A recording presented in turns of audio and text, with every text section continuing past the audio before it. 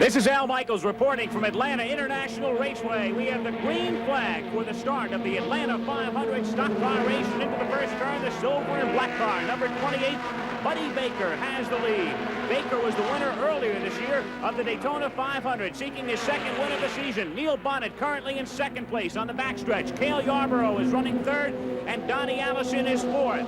Well back in the field is the current NASCAR point leader, Dale Earnhardt. Last year's Rookie of the Year had a slow qualifying time. He starts from row number 16. Baker, meanwhile, qualified at better than 166 miles an hour, a new qualifying record for the Atlanta 500, better than 2 miles an hour faster than anybody else in the field. Buddy Baker with the lead on the second lap. With me again is Jackie Stewart. It should be a good one.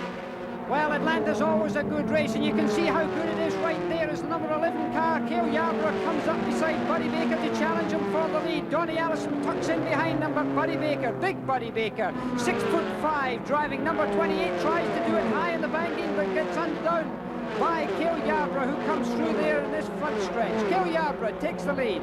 All of the big names in this one. Dave Marcus in the picture right now, and also Richard Petty, who started in the familiar number 43 back in row number 4, is in contending position. That is Petty running in 5th place right now as Cale Yarborough moves into the lead down the back straightaway. Buddy Baker running second. The red car, Donnie Allison, is third. Dave Marcus and Richard Petty also right there as Petty moves past Marcus and into 4th place. And down low in the banking, it's Richard Petty. He's a man who can use every part of the racetrack. He's more famous for going high up close to the wall. Maybe that'll come later in the race, but right now Cale Yarborough, a great favourite with the fans, car number 11 there, going through in the lead. Look how tight this bunch are. The Atlanta 500 on ABC's Wide World of Sports, the 5th stop on the NASCAR Grand National Circuit for 1980. All of the big names are here. You see one of the biggest, Yarborough, out in front. Donnie Allison is running second. Richard Petty trying to move into 3rd position. He has that right now as Buddy Baker starts to drop back. So Baker, who had by far the fastest qualifying time, is in a bit of trouble as Buddy right now has dropped back to 6th position, running low on the track.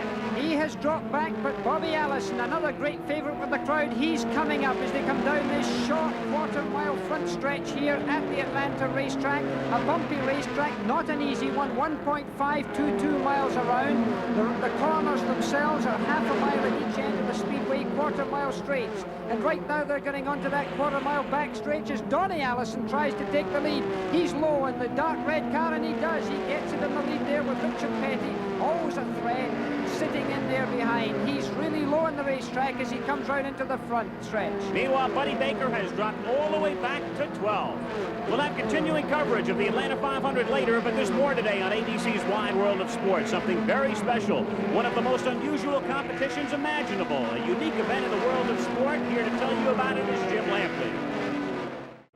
The scene is Atlanta International Raceway, located about 30 miles south of downtown Atlanta. The crowd numbering close to 60,000 today, and we are just approaching the halfway mark of the Atlanta 500, the 5th stop on this year's NASCAR Grand National Circuit. Right now, they're under the yellow. We've had several incidents today, and the pace car is out leading the pack. We should anticipate the green in a lap or two. Hello again, everybody. I'm Al Michaels, and currently in this race, we've had several lead changes. You've got Dale Earnhardt out in front right now, last year's Rookie of the Year. Another up-and-coming star, Terry Labonte, is running second. Cale Yarborough, who's had the lead often today, is back in 3rd position. Then you've got Bobby Allison, Donnie Allison, and Darrell Waltrip, 4th, 5th, and 6th. Working with me, as always, our auto racing expert commentator, Jackie Stewart. Been an interesting race so far. A lot of yellow flags. What do you anticipate in the second half? Well, I think we're going to see still a lot of action here in the second half. The incidents we've had this far, mainly due to the shortness of the track, the bumpiness of the track, and the very high winds, apart from anything else. And one of those incidents took place right here on lap number 86, involving 3 cars.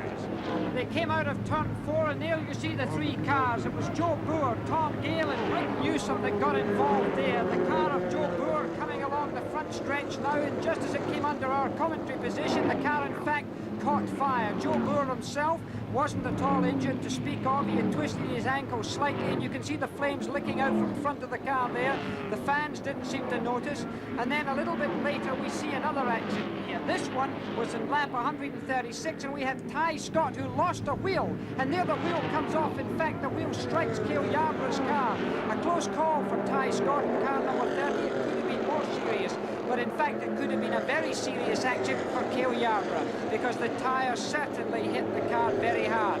We'll have a look at that in slow motion. The rear tyre comes off of the car, just leaving your screen now. You can see the wheel coming off. It slides straight back and goes right into Cale Yarborough's side door there. It could have been much more serious. It could have even affected Cale himself by going into that window, because remember, there's no glass in these side windows, although there is protective netting. And that was the end of that race for Ty Scott. For Cale Yarborough, however, despite the dents and the damage done to his car, he is very much in contention. Right now, we're going to get the green flag again as they have cleared the debris from the track. And because of numerous pit stops made under the last yellow flag, we've had our shuffling again at the top. The leader is number 44, that's Terry Labonte. Number 90 is Jody Ridley, but he is a lap down. Dick Brooks, who looks like he's third in your picture right now in car number 7, he is also a lap down. So behind Labonte, you have Darrell Waltrip in car number 88 in second place. Cale Yarborough in car number 11 is now third. Donnie Allison is running fourth, and Dale Earnhardt rounds out the top 5. Buddy Baker in car number 28 is also a lap down. He's in your picture right now, the silver and black machine, car number 28. Baker had trouble initially, remember, and Buddy is 1 lap down at this point. And now we see Darrell Waltrip in that green and white 88. He's going for the lead. He's attacking it, and it looks like he's got it at this time. Darrell Waltrip, just a few years ago, he was called a young lion. He was beating up the establishment. Right now, he's amongst the establishment. He's accepted. And right now, he's also got in his mirror one of the real men of the establishment, and that's Cale Yarborough in number 11. And he's got himself tucked in behind Darrell Waltrip as they come into this front stretch again. He's pulling alongside. He's trying to get through there. He looks like as if he's got it. Has he got it? No. Darrell Waltrip's fending him off there. He's higher on the road. He seems to have the right groove for the racetrack. Donnie Allison on the red car, the third car in your picture there. He's tucking in. Again, a real train of experience in that middle group. Darrell Waltrip, car number 88. Jackie talking about Waltrip, and a couple of years ago, everybody saying, well, there's a man with boundless potential. And sometimes pressure like that takes its toll on good young drivers, but not on Waltrip, because his potential has become reality now as he fights with Cale Yarborough for the lead. Into the first turn they go around this 1.522-mile oval at Atlanta. Waltrip is the leader. Yarborough is second. Donnie Allison in car number 1 running third. We'll be right back. A big development back here in Atlanta. Darrell Waltrip's car, number 88, has been emitting smoke for the last couple of laps. He has just been black flagged. That means he'll have to come into the pits. So Donnie Allison in the red number 1 is out in front. You can see Waltrip's car smoking. Cale Yarborough is running second, and Waltrip will drop back several places as Darrell has to come into the pits right now. He's coming into the pits. It looks to me that maybe piston rings may be wrong here because there was smoke was coming off when he took his foot off the throttle. We'll have to wait and see. Chris Economacki's down in the pits. Let's go down to him and get the story. Okay, Darrell Waltrip's in the pits, and this time it's an under-the-hood problem. The car's been smoking. He got the black flag a moment ago. They're trying to find out what it is. It's the right side of the engine, and it may be an exhaust header leak. Buddy Parrott, the crew chief and the NASCAR inspectors, plus one other man is in there. They have not fueled the car yet, nor have they changed any tires. Waiting for that work to take place. Now, here comes the work. They say in stock car racing, when you lift the hood, that's usually it for the day. Now the normal pit stop begins. The tire changing, and on the right side of the car, the valve cover is being changed.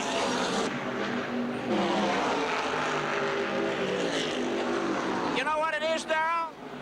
Yeah, it's smoking. Well, an obviously upset driver, but he doesn't know what the problem is. Sitting there fuming and waiting for things to get better.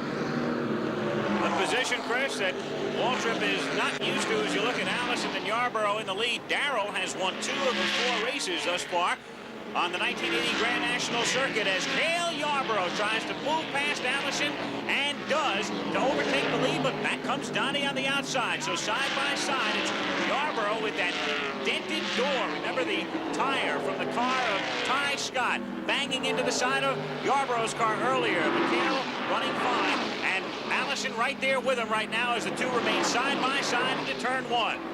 A real crowd pleaser here. You see both of these cars going around the racetrack using a different line as they go around there, and Cale Yarborough coming off of that turn, getting very close to Donnie Allison there. There was a suggestion maybe that the car would be upset aerodynamically by that dent in the door. I don't think it's causing any inconvenience to Cale Yarborough. The only thing that might be happening, maybe more turbulence could be coming into the cockpit because of the air spilling off into the car, but it seems to be doing fine for him. Very much in the picture at the moment. Car number 2, that's Dale Earnhardt, who has come from well back. The blue and yellow car. Earnhardt was the 31st fastest qualifier. So he started way back in row number 16 and has moved up to 3rd place. Terry Labonte in car number 44, looking for his first Grand National win, just 22 years old in 4th. And there's Darrell Waltrip. The hood is still up. He's still working on his car. Waltrip, who was in the lead just a few laps ago, still in the pits at the moment, as Donnie Allison maintains the lead. And Dale Earnhardt has now moved past Yarborough and into 2nd place. So Earnhardt all the way from the 31st starting position into the 2nd spot, just a car length back of Allison. Dale Earnhardt, he's really making a name for himself. Rookie of the year last year and now doing a tremendous job. Anyone who can get ahead of Cale Yarborough in a situation like this is very good. He's the points leader this year, as you may remember, and he's now challenging for the lead. Dale Earnhardt and Donnie Allison side by side, battling for the top spot with Cale Yarborough running 3rd. This is what we've come to expect in NASCAR racing over the years. Just that much room separating the top 4. The Atlanta 500, the veteran Donnie Allison, car number 1, out in front. Last year's Rookie of the Year, Dale Earnhardt running 2nd, and Terry Labonte, another newcomer, now moving into 2nd place with Cale Yarborough 4th as they head into turn number 4. And into the outside wall goes Donnie Allison and Terry Labonte in the 4th turn. Labonte running up the back of Donnie Allison's car as they come out of the spin in turn 4. Both cars look not too badly damaged, in fact, as they both start to head for pit lane. Labonte goes straight back onto the racetrack, not wanting to lose any time on the racetrack because of the yellow flag rule. They have to race to the start-finishing line before the yellow flag rule comes out. So he's gone out on the racetrack. Donnie Allison, in fact, has gone all the way through the pit lane, has gone back onto the racetrack, so he's trying to save time also. We're going to see some slow motion here, and here it is. On turn 3 and 4, you can see this happening. The car number 44 gets sucked in by the draft into Donnie Allison's rear end. That little kiss cost both cars to go off the road.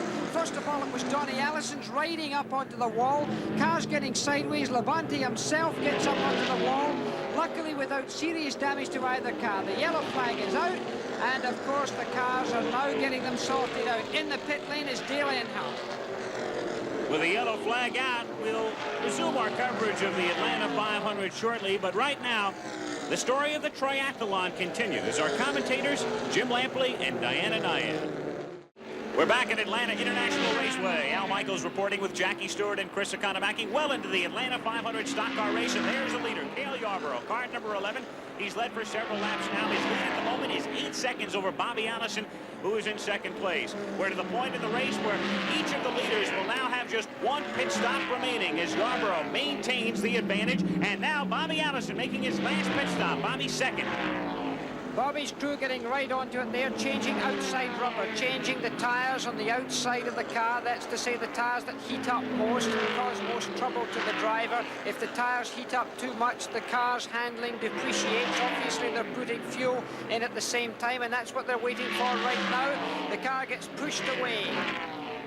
In 17.1 seconds, and as he leaves pit lane, the leader comes in. It's Cale Yarborough, number 11 in the pits. He's also having outside rubber change. Chris Economaki's down in the pits. Okay, Cale Yarborough was in. Bobby Allison was in a moment ago with a 17 and 20 100-second pit stop. Took right side tires. Now Cale is getting right side tires, but they're also going to change the left side tires too, which means Cale Yarborough is going to give up a lot on this pit stop. He's been in 22 seconds already. Remember now, Allison was out at 17 and a fraction seconds. Cale Yarborough's been in almost 30 seconds now. The better tires will make his car faster, but is there enough racing left? That's the question, and there he goes, 34 and 54 100 seconds. Back to you, Al. A very costly pit stop for Cale Yarborough. Remember, he had an 8-second lead over Allison as you watch Dale Earnhardt now come into the pits. Because of the lengthy stop for Yarborough. He is now trailing Allison by 9 seconds. That much disparity in the two pit stops. Dale Earnhardt running on the same lap, currently in third place. His final pit stop of the day here. The pit stop I'm thinking about, however, was Cale Yarborough's, because he was in the pits far too long, around 35 seconds. He was 8 seconds in the lead when he came in. He's 9 seconds in deficit now from Bobby Allison, and that's far too long. To get that story, let's go down to Chris Economaki, because he's got Junior Johnson, Cale Yarborough's crew chief. Junior, why did you change 4 tires rather than 2? Well, we had about 8-second lead, and if Bud stayed in or Bobby and got a full tank of gas, we should have come out with him. But one of the lug nuts rung off on the right front wheel. We had to come back and get another socket, and they just put us behind. You think you'll be able to catch him? We've got time if we don't have no bad luck. Okay, there you have it. Bad luck in the pits put Cale Yarborough back down, but Junior Johnson, his crew chief, thinks that without bad luck he can catch him. Back to you, Al. There's the leader, Bobby Allison, out in front. Cale Yarborough is running second. Earnhardt has come out of the pits. He is third. Dave Marcus is fourth. And Rusty Wallace, making his first ever NASCAR Grand National start, running fifth. The Atlanta 500 continues, and what was a very short time to go, a 9-second lead for Bobby Allison has been steadily shrinking. Allison, car number 15, still out in front. The second car in your picture is not on the same lap. Then you go back to Cale Yarborough, who's running second right now in car number 11. There he is, followed by Dale Earnhardt in the draft of Yarborough in the blue and yellow number 2. But Allison slowing down just a bit. Yarborough and Earnhardt have been able to hook up, and they've made up quite a bit of ground, Jack. Well, when drafting takes place like this, both cars go a little bit faster, because the car behind tends to push the car in front on with a cushion of air, and that's what you see happening right now, because Dale Earnhardt's tucked right behind Cale Yarborough as they come out of turn 4, and we've got our clock here to see the elapsed time between these two drivers, and it's only 0.9 of a second, and just at that very moment, Cale Yarborough's pulled down off the groove. He's in trouble. Dale Earnhardt has passed him. Cale Yarborough has a mechanical problem because he's pulled out of the groove. He's in trouble. He's not a happy man. You can see him. He's back right off the throttle. You can even see a relaxed look in the position of his helmet and his driving position. I fear that that may be the end of the day for Cale Yarborough. A day of tough luck for him, as Dale Earnhardt now on the outside tries to overtake Allison, and does as they come down the main straightaway. Dale Earnhardt, one of the slower qualifiers. Remember, he started 31st in this field of 42, has the lead, as Cale Yarborough again comes into the pits. He had the problem when he got hit the side of the door, dented by the tire from Ty Scott earlier, then the long pit stop, and now Cale Yarborough with engine trouble near the end of the race. His hood is up, and that reminds us of another situation, because Darrell Waltrip, he had trouble earlier on. His hood was lifted and was dropped out of the race with mechanical troubles later on. So I feel it may say the same thing will happen to Yarborough. 28 laps to go. Dale Earnhardt, the leader, will be back for the conclusion of the race. But right now, more of the triathlon with Jim Lampley and Diana Nyad. Back in Atlanta, we have 2.5 laps remaining in the Atlanta 500. And number 2, Dale Earnhardt, running very well, has built up a sizable lead. He's the overall NASCAR point leader. Coming into this, the 5th stop on the Grand National Circuit. And an interesting story right there. Car number 16, Rusty Wallace, his first ever Grand National start, currently in 2nd place. Rusty Wallace, Arnold, Missouri. Roger Penske in the red jacket there. It's a Roger Penske entered car that Rusty Wallace is driving, and there you see Rusty going down the front stretch there. Car number 16, and the relationship shot all the way around the racetrack till we find Dale Earnhardt the leader. Almost half the racetrack in hand over Rusty Wallace. Earnhardt leading, Wallace second, and there's Bobby Allison, who had the lead earlier. He has been slowing down steadily, but still in 3rd position at the moment. And the white flag, 1 lap to go for Dale Earnhardt, seeking his first win of the season, but still he was the point leader coming in, and Earnhardt right now just about 2/3 of a lap away from picking up his first win of 1980 and adding to that point lead. Dale Earnhardt, a very talented young man indeed. To win the Rookie of the Year last year and to come in and start this season with such tremendous success is impressive. It must confirm confirm all the fears that the established drivers had last year when they saw him, because at that time they thought this one is going to be a good one. And the checkered flag for the 28-year-old Earnhardt out of Kannapolis, North Carolina, winning the Atlanta 500. Rusty Wallace, a big star on the USAC Stock Car Trail, makes his NASCAR debut by finishing second. A most impressive showing. And the veteran from Hueytown, Alabama, in car number 15, Bobby Allison, winding up third. Now this is Al Michaels along with Jackie Stewart and Chris Economaki saying so long from Atlanta International Raceway with a final look at Dale Earnhardt, the winner of the Atlanta 500. The executive producer of ABC Sports is Roone Arledge. Coordinating producer of ABC's Wide World of Sports is Dennis Lewin. Today's show was produced by Ned Steckel. Triathlon directed by Andy Sedaris. Atlanta 500 directed by Larry Cam. Coordinating director Joe Assetti. Associate directors Ben Harvey and Patty Tuitt. Technical director in Atlanta, Werner Gunther. Stay tuned now for ABC's World News Tonight Sunday, which follows over most of these ABC stations. Travel arrangements made through and a promotional fee paid by United Airlines. More people fly United to Hawaii than any other airline.